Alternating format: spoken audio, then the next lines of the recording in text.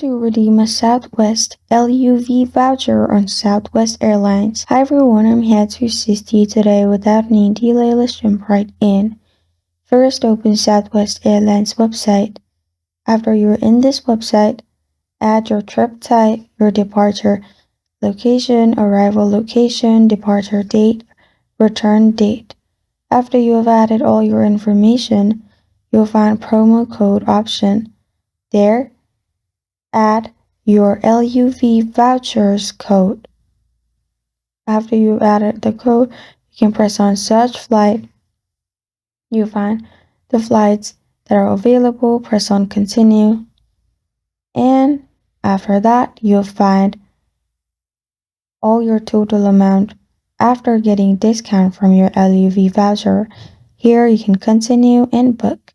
This is how to redeem a Southwest LUV voucher on Southwest Airlines.